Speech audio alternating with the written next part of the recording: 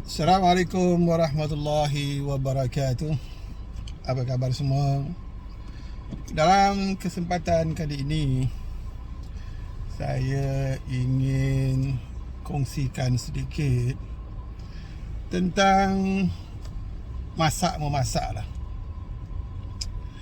Seperti yang anda semua tahu, kadang-kala dalam posting-posting saya, khususnya dekat FB, saya ada post tentang masakan-masakan yang saya buat untuk keluarga. Dan saya telah pun jelaskan bahawa tujuan saya posting-posting tentang masakan-masakan yang saya buat untuk keluarga itu bukanlah untuk tunjuk-tunjuk, tapi pertama sekali ingin untuk berkongsi kegembiraan. Selalu kita posting apa-apa kegembiraan dekat FB kita, media sosial kita. Namun yang paling terpenting daripada posting itu, saya ingin menyampaikan message bahawa walaupun kita ni sebagai lelaki, kita ni sebagai suami, sebagai bapa, tidaklah bererti kita tak boleh sama sekali menceburi bidang masak-memasak ni. Terus terang saya katakan, saya sendiri pun memanglah daripada kecil dulu. Daripada dulu saya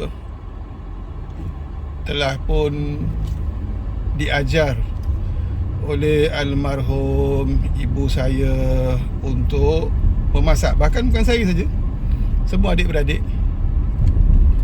Kerana saya hidup dalam keluarga yang digelar sebagai keluarga ibu tunggal. Sementara ibu saya terpaksa keluar hari-hari untuk bekerja, kami semua adik-beradik di rumah. Dan sekolah, ada sekolah pagi, balik tengah hari, ada sekolah petang, pagi ada. Daripada kami lah, pada masa-masa itu, ibu selalu ajarkan macam mana nak masak. Masak ini, masak itu, masak simple-simple dulu. Bermula daripada nasi goreng ke. Kalau cakap pasal telur ni, dulu telur taklah macam sekarang. Orang sekarang asal cakap pasal masak simple aja, goreng telur. Sebab dulu telur agak mahal dan dia punya pengeluaran pun taklah begitu banyak macam sekarang. Jadi yang selalulah yang kita masak kalau untuk harian, kalau ada beras lah ketika itu, yang senang adalah nasi goreng. Okay? Dan bukan saja itu, kadang-kadang almarhum ibu juga mengajar kita berbagai macam masakan-masakan yang lain. Masak kari, masak asam pedas, goreng-goreng sayur. Dia cuma pesan, okey ni nak masak apa bahan dia, ini macam mana caranya. Dan kita nantilah tengok siapa yang ada ketika itu akan memikul tugas memasak untuk keluarga. Dan selalunya yang memikul tugas memasak ni adalah almarhum juga abang Long saya, abang Sulong, dan juga abang nombor 2 saya, dah almarhum juga. So mereka dua ni lah selalu yang banyak memikul tugas memasak untuk keluarga. Sebab tu kemahiran memasak antara kami adik-beradik memang tak boleh beat lah masakan abang-abang saya. Dan kemudian setelah saya membesar, saya sambung belajar di pesantren Indonesia. Di sana saya masih lagi kadang-kala lah, walaupun masakan sebenarnya dah disediakan oleh ibu asrama, Tapi kadang-kala kita nak rasa masakan kita sendiri, kita masaklah. Jadi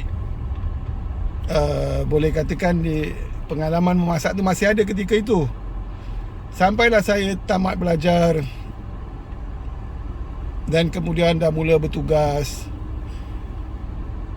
dah berumah tangga.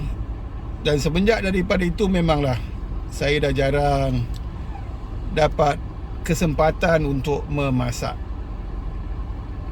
That goes on sampailah bila mana sekarang ini dah sampai umur-umur pencen ni. Masa pun banyak,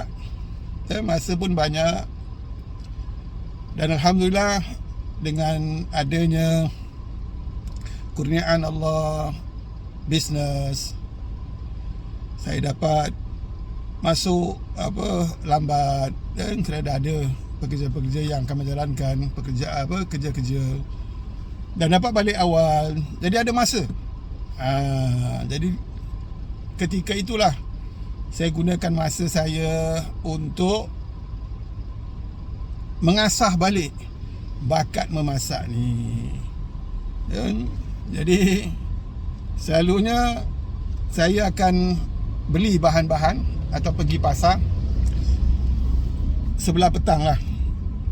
Kalau kita cakap pergi pasar sebelah petang ni, pasar ni dia ada dua. Dia ada pasar yang pagi, yang selalu mak-mak kita pergi. Pasar basah nama dia, seperti di Geylang atau di estate-estate perumahan, ada pasar basah ni. Pasar basah ni hanya paling-paling pun sampai pukul 2 lah, atau pukul 3 lah. Lepas tu mereka dah tutup dah. Ada satu lagi pasar yang dinamakan supermarket.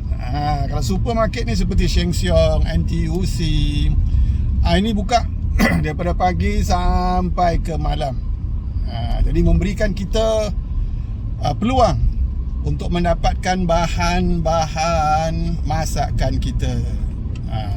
Jadi saya kalau petang-petang tu saya akan pergi Sheng Siong lah.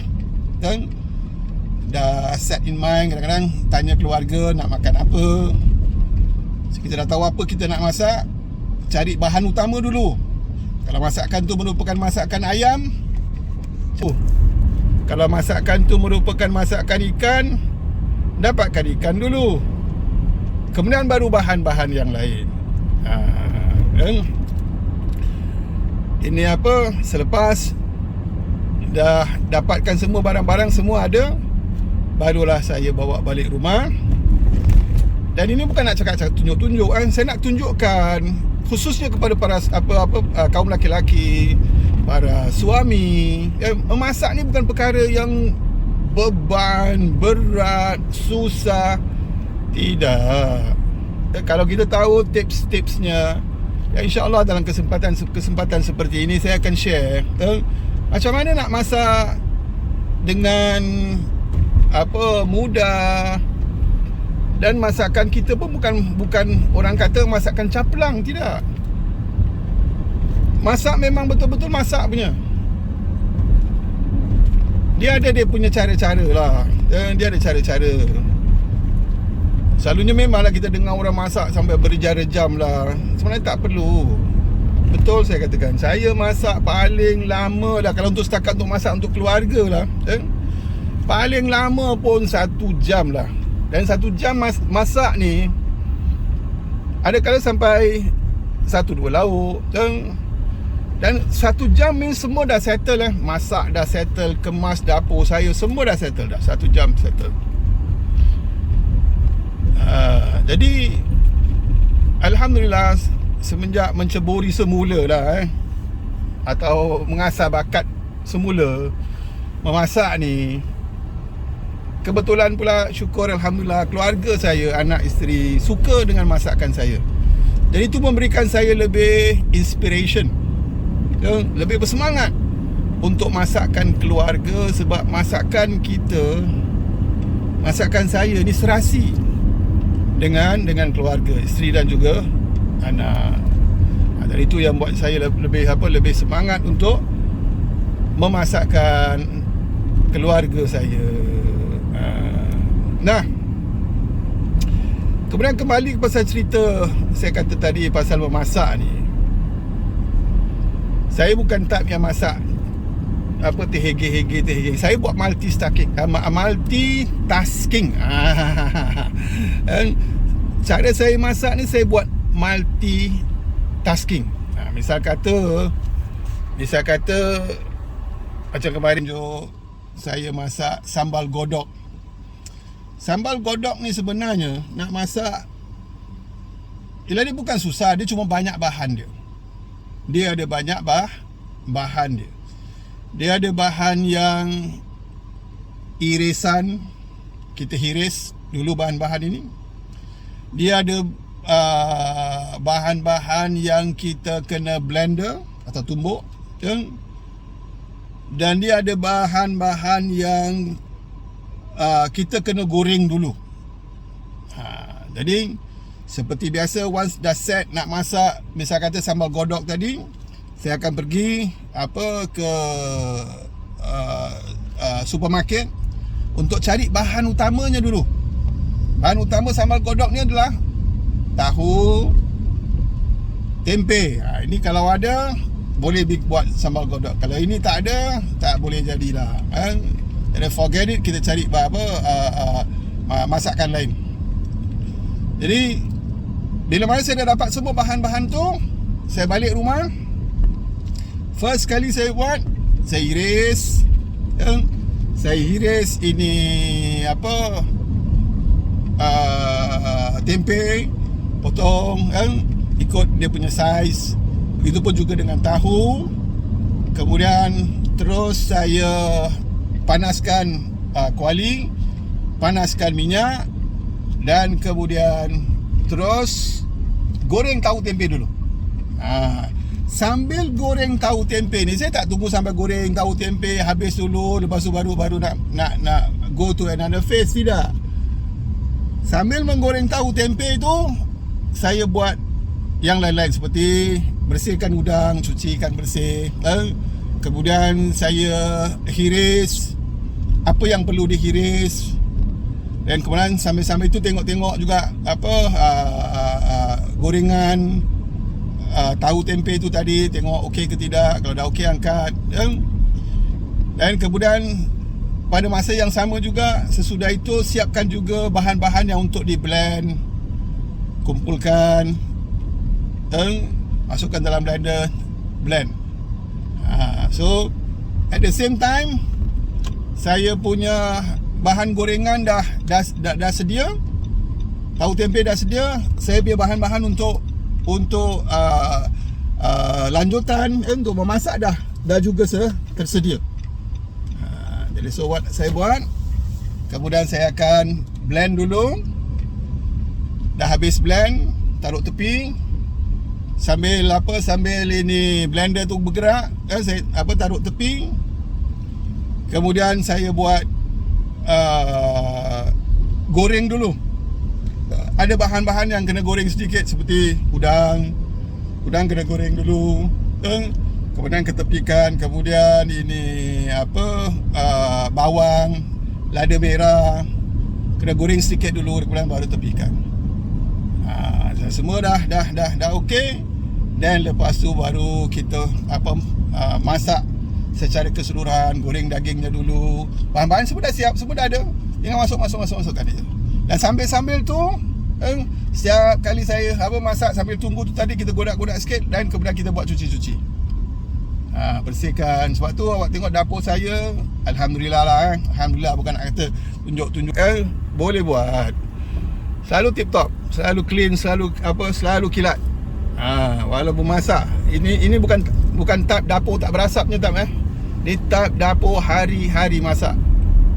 And yet selalu dapur kita sentiasa bersih. Sebab kalau dapur bersih, kadang-kadang memanglah kita masuk dapur, nak makan, tiba-tiba hilang selera.